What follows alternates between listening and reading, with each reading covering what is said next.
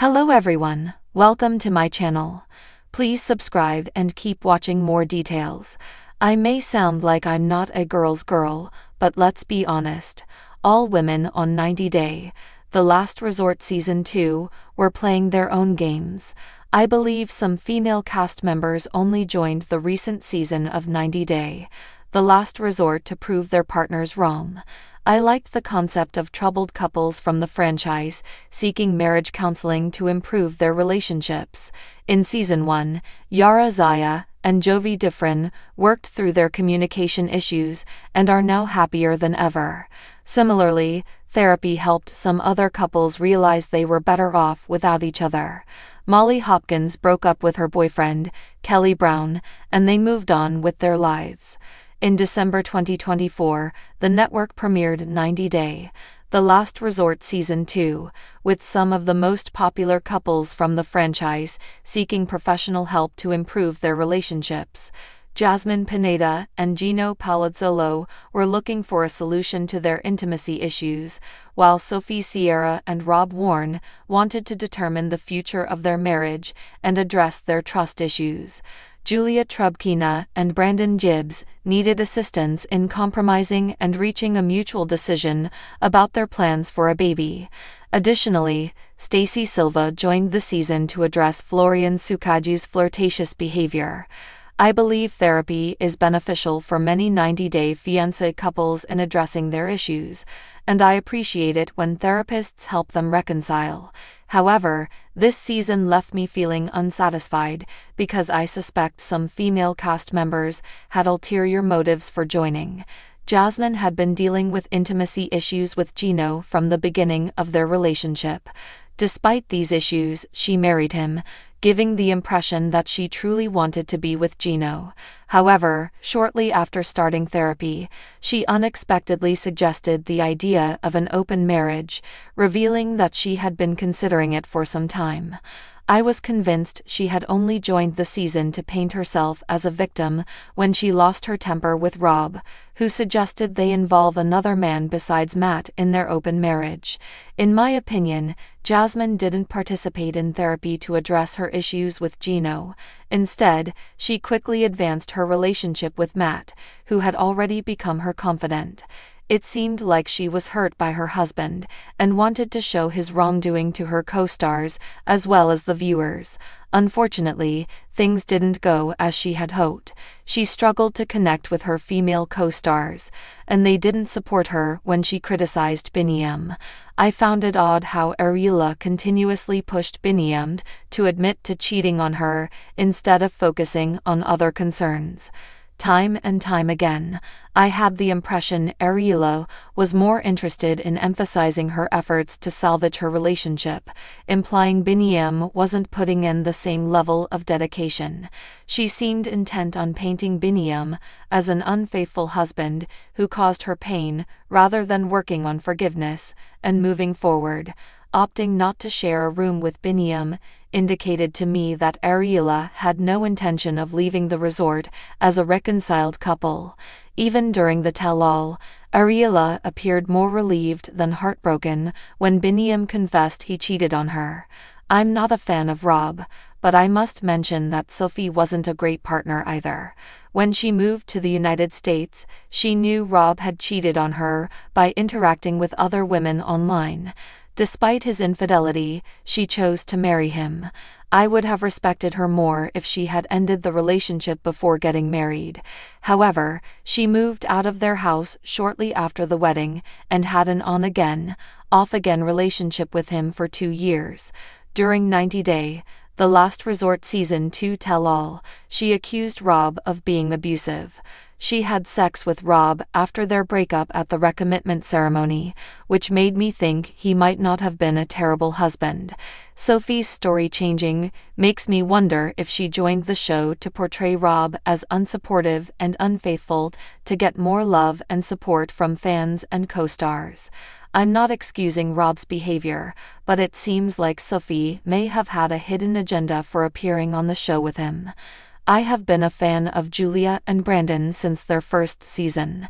Despite their noticeable personality differences, they have managed to make their relationship work and are still together. However, I was disappointed by Julia's selfish behavior in 90 Day, The Last Resort Season 2. She didn't appear remorseful while admitting to cheating on Brandon. Julia even mentioned that she only confessed to cheating because she no longer wanted to feel guilty. I was impressed with how Brandon handled the situation and like I'm not a girl's girl, but let's be honest, every woman on 90 Day, The Last Resort Season 2 was playing her own game.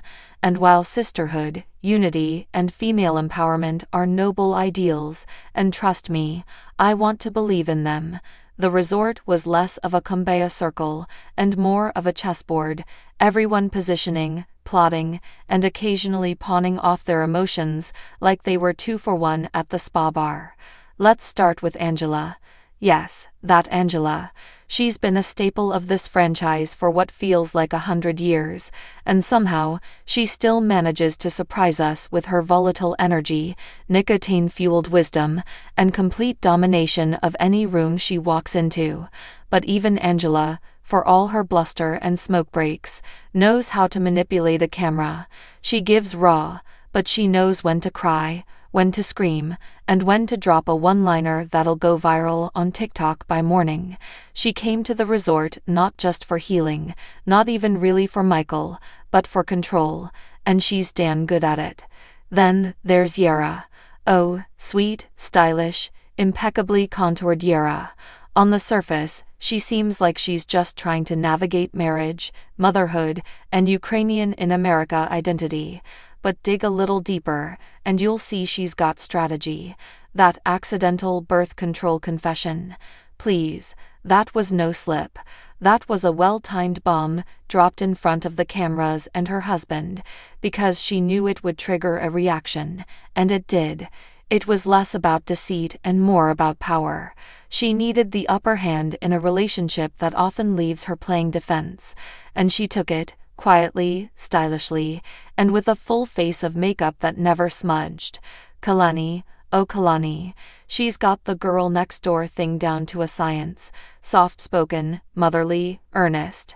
But when the truth about Dallas came out, it wasn't some spontaneous tear-streaked confession. It was a slow reveal, deliberately paced, carefully edited in her favor. Kalani knew that painting as Willu as the habitual cheater, while she accidentally found emotional and physical safety with someone new, would play well with viewers. And maybe it's justified. Maybe she was tired of being the one left to pick up the pieces. But let's not pretend she wasn't crafting her own redemption arc. And then we had Molly, who, let's be real, has always had that entrepreneurial hustle in her veins.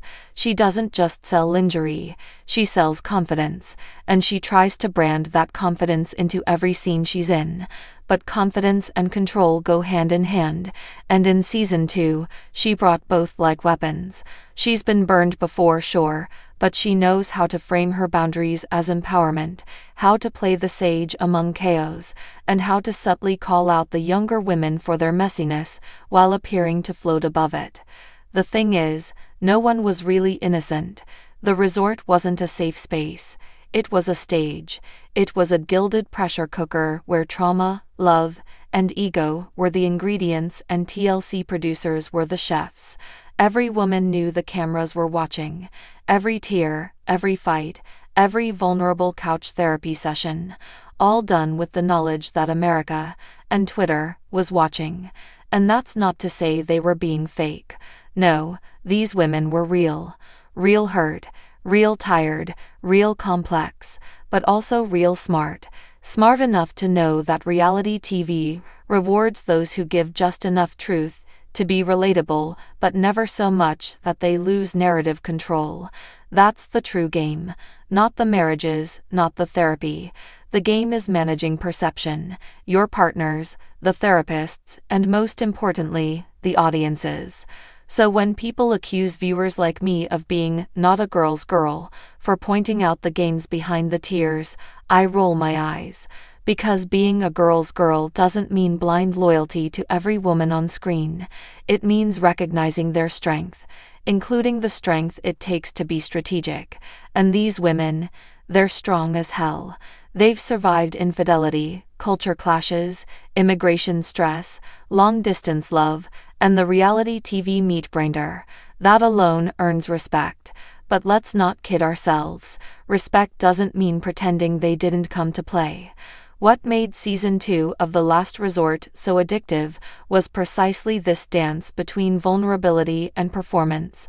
You could see it in the way conversations were timed, in the sudden revelations that conveniently surfaced just when things were starting to plateau, in the way alliances formed over cocktails and shattered in therapy. The women weren't just reacting, they were curating. Every episode was a montage of emotional moves and countermoves.